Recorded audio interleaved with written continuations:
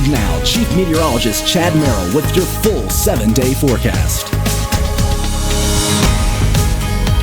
And welcome back, folks. We have thunderstorms that are moving to the 219 corridor right now, but the storms knocked out power in Fayetteville, courtesy of Louise. The wind was just whistling through here in Fayetteville along the Route 19 corridor. The rain was falling heavily, and that is why we have power outages and also some blocked streets in our region. This viewer sent the photo from Legends Highway where a tree is blocking the roadway. Report that tree is blocking the roadway at Jones Avenue in Oak Hill. And Bethany sent this photo in Oak Hill, another tree down. So be very careful. It'll be very difficult to see some of these trees that are down. And the storms are spreading east. So if you live in Lewisburg right now, you're seeing the storms Union, and they are ripping east. They are going to be out of here in about 15 minutes or so. We're going to see more down tree reports. You see the red here. That is indicative of strong winds and very heavy rain moving through Lewisburg right now, and it will move off towards the east. A little bit of light rain will continue across our region,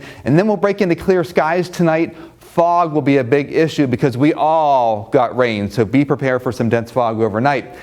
No more severe weather concerns until we get to this frontal system, which is in the upper Mississippi Valley. It will move south and east, and that will generate showers and storms tomorrow afternoon. 83 in Marlington, 67 in Beckley. Your temperature in Pipestem and Union is going to drop into the 60s once these storms move through. It's the rain-cooled air that has moved along the Route 19 corridor at this time. Heat index, look at this, 90 right now in Union, but only 67 in Beckley.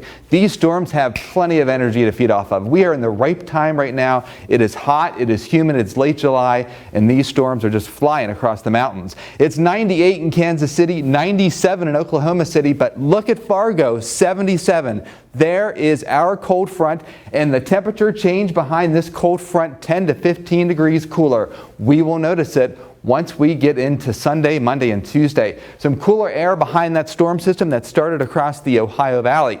Tomorrow, folks, we wake up to fog and then a little bit of sunshine, but here's the timing of the storms. The first round, 11 a.m. to 1 p.m. The main batch, 8 p.m. tomorrow to 2 a.m.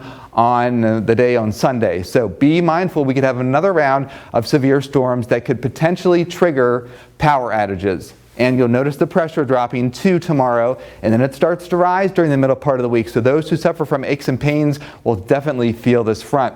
So there it is on the move, showers and storms in our area late tomorrow through early Sunday. Perhaps a shower late on Sunday, but Monday and Tuesday we get a Canadian air mass build in. Finally, dry weather, cool, less humid. It'll be beautiful.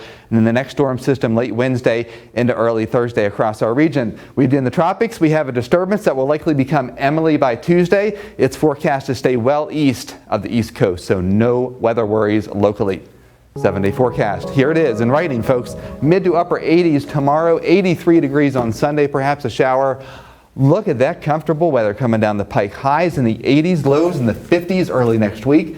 Next front comes in here late Thursday into early Friday. So things obviously got a little scary the last hour or so. Trees falling down. Hopefully everyone's all right, but it's passing now. We're good. Yeah, the severe threat is passing, and Lewisburg right now is moving through the eastern Greenbrier County, and that will be no more threat after about 6 o'clock in that area. Okay, just good. some light rain and fog. Now, you've been talking about rain on weekends, right? Yes, I have. And I actually looked into the data. I looked at last summer and compared it to this summer, and I want to see, I checked out if you are right that we are getting more rain on weekends than during the week. Check it out. Oh, I'm excited. So the complaints have been filed that all it does is rain on weekends. So I actually dug a little bit into the data and compared last summer to this summer to see if that's a valid response for this year. This is last summer's rainfall distribution, May through the end of July. This is the last Friday in July, so I'm comparing apples to apples. 52% of weekend days were rainy last summer. 48% were dry. So it's a valid response for last year. So far this summer though, hey, 42% of weekend days had rain, but 58% of our weekend days were dry. So it's not a valid response for this summer so far, at least the 1st of May through this Friday, July 28th.